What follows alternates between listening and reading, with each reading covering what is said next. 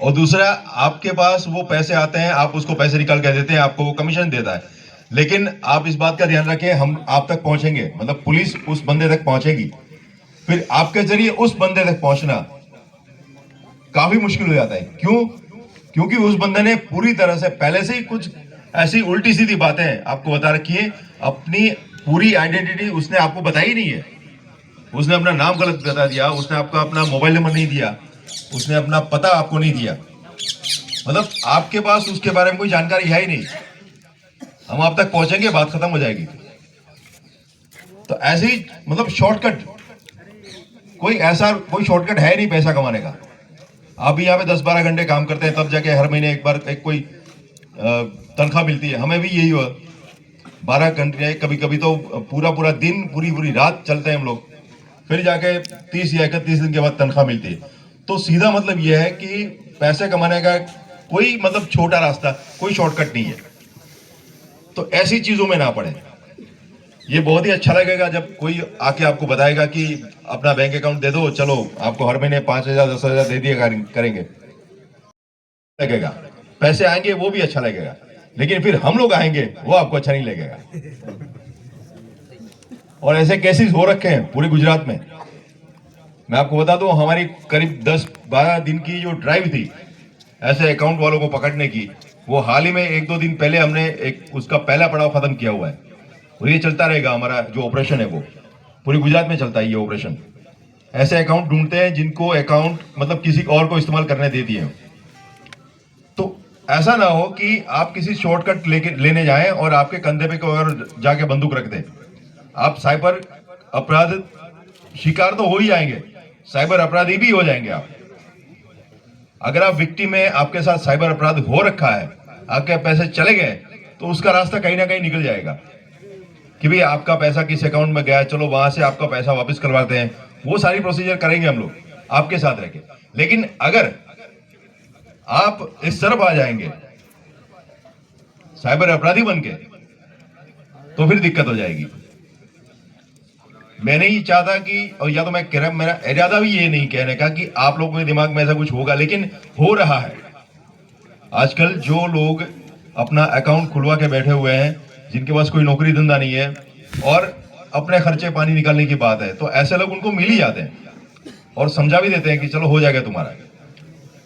ऐसी बातें अच्छी लगती हैं शुरुआती तौर पे, लेकिन फिर हम लोग पहुंचते हैं, वो सीन में हमारी एंट्री होती है और हमारी एंट्री अचानक होती है। इस बात का ख्याल रखें कि किसी के बहकावे में ना आए। दूसरी मैं आपको बात बताऊं कि ये जो साइबर अपराधी होते हैं, वो आपकी जो सोशल मीडिया अकाउंट चलाते हैं लोग, व्हाट्सएप होगा, फेसबुक हो गया बच्चों का, मतलब इंस्टाग्राम हो गया, वहां से जाके थोड़ी बहुत माहिती, आपकी जो इंफॉर्मेशन आपके बारे में होती है वहां पे वो चुराते हैं, फिर आप तक पहुंचते हैं। और दिक्कत ये है कि हमारी अपनी जो निजी जानकारी है उसको कैसे निजी रखना है, उसको कैसे प्राइवेट या सीक्रेट रखना है, उसके बारे में हमारे पास जानकारी नहीं है। हालांकि जितने भी सोशल मीडिया वेबसाइट्स हैं वो ये आपको सुविधा देती है, फेसबुक हो गया, इंस्टाग्राम हो गया, वो आपको ये सुविधा देते हैं कि आप अपना मोबाइल नंबर, अपना ईमेल आईडी वो आप छुपा के रख सकते हैं। लेकिन हम लोग क्या करते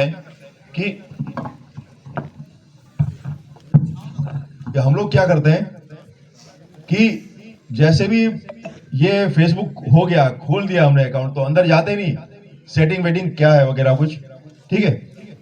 तो सेटिंग वेटिंग क्या होती है, उसके प्राइवेसी क्या होती है, वो हम लोग जानते नहीं है। सीधा आके बस पोस्टिंग शुरू कर दो, फोटो वोटो डालना शुरू कर दो आप। ये अच्छी बात नहीं है। अगर जैसे ही आप यहाँ पे आते हैं, आपको पता है कि जैसे ही आप अपने काम पे जाएंगे तो आपको हेलमेट पहनना कंपलसरी है, सेफ्टी शूज पहनना कंपलसरी है। मगर उसके आप अपने जो प्रोजेक्ट चल रहा है या तो जो अपना काम चल रहा है आपका वहां पे, तो वहां पे आप बिना सेफ्टी शूज के या तो हेलमेट के नहीं जा सकते, जहां पे जरूरी है वहां पे। तो ये सिक्योरिटी फीचर्स हैं जो होनी चाहिए। वैसे ही ऑनलाइन भी कुछ ऐसी चीजें होती हैं, आपको हेलमेट पहनना है, आपको सेफ्टी शूज पहनना है, मतलब कि आपको अपना पासवर्ड अच्छे तरीके से स्ट्रॉन्ग पासवर्ड रखना है, और दूसरा आपको अपनी निजी जानकारी बिल्कुल निजी रखनी है। या तो अपना मोबाइल नंबर हो गया, ईमेल आईडी हो गया, वो आपका अपने पास ही रखना है, पब्लिक को शो नहीं करना है। और दूसरी बात, जो बहनें यहाँ पे बैठी हुई हैं, मुझे नहीं लगता है कि यहाँ पे हर एक बहनों के पास अपना कोई ऐसा अकाउंट होगा, लेकिन आपकी बच्चियां या तो आपकी छोटी बहन जो इस जनरेशन के हैं, जो भी टीनेजर्स मतलब 13 से 19 साल की जो बच्चियां हैं, वो तो आज के जमाने में पैदा हुई हैं मोबाइल फोन के साथ। हाँ बिल्कुल सही है, मोबाइल के साथ पैदा हुए आजकल के बच्चे। तो वो अभी यूट्यूब का वीडियो बिना देखे वो तो खाते नहीं है। वैसे आदतें हम नहीं डाल रखी उनकी, लेकिन होता क्या है कि वो उनको मोबाइल फोन के बिना चलेगा नहीं। अब मोबाइल फोन का इस्तेमाल इतना ज्यादा उन लोगों ने करके रखा हुआ है, लेकिन उसके बारे में जानकारी हमारे पास नहीं है कि हमारा बच्चा क्या देख रहा है फोन के ऊपर। और दिक्कत ये हो गई कि जो हमारी महिलाएं हैं, जो उनकी माता हैं, उनके पास भी इतनी नॉलेज नहीं है कि हमारा बच्चा ऑनलाइन क्या कर रहा है, हमें देखना चाहिए। तो इसकी आप आदत डालें अपने बच्चों को। अगर आप मोबाइल फोन देते हैं तो सबसे हमारी दिक्कत क्या होती है पता है, हम सब, कि हम ना अपने बच्चों को संस्कार देने से पहले सेलफोन दे देते हैं। दिक्कत यहां पे होती है, जैसे रोने लगा, हम किसी काम में बिजी हैं, रोने लगा बच्चा, उसको मतलब गोद में उठाने की हमारे पास समय नहीं है। और वैसे आजकल हम लोग रहते हैं अलग अलग अपने माँ बाप से, तो वो तो बूढ़े बूढ़े तो कहीं और पड़े होंगे किसी और गांव में, तो बच्चों को संभालने के लिए समय नहीं है, तो हम लोग उसे फोन दे दिया।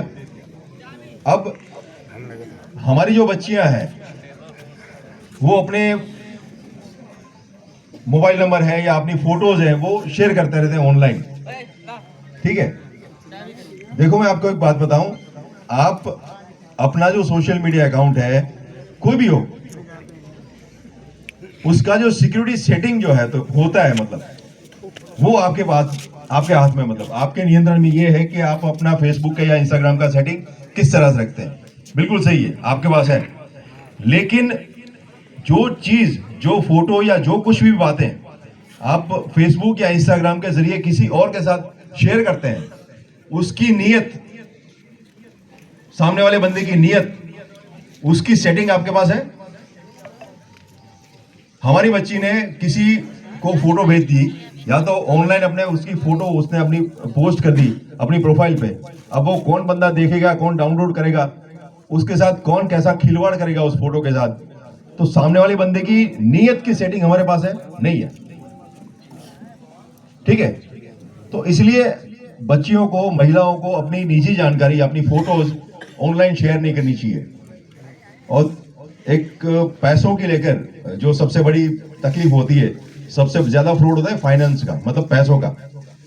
साइबर अपराधी जो होता है वो हर मोमेंट उसी कोशिश में रहता है कि वो कैसे आपके बैंक अकाउंट तक पहुंचे, और उसके लिए उसके पास कई सारे रास्ते हैं, और सारे रास्ते आपके बैंक अकाउंट तक पहुंचते हैं। तो उसके लिए आपको जो भी आप ऐप इस्तेमाल करते हो, अपनी बैंक की वेबसाइट की बात हो या कोई और पेटीएम या जीपे या भीम ऐप, कोई भी ऐप आपकी हो जो आप चलाते हो पैसे लेके लेन देन के लिए, तो उसकी पूरी जानकारी आप रखें कि भाई ये जो मैंने ऐप डाउनलोड करी हुई है वो ऐप कैसे काम करती है, उसमें सिक्योरिटी कैसे होती है, पैसे देने किस तरह से है, लेने किस तरह से है। ठीक है, अगर और जानकारी चाहिए आपको तो आप अपनी बैंक में जाके संपर्क कर सकते हैं बैंक का कि भाई मेरे पास ये ऐप मैंने इंस्टॉल कर रखी है, मेरा ये मोबाइल नंबर है बैंक अकाउंट के साथ लिंक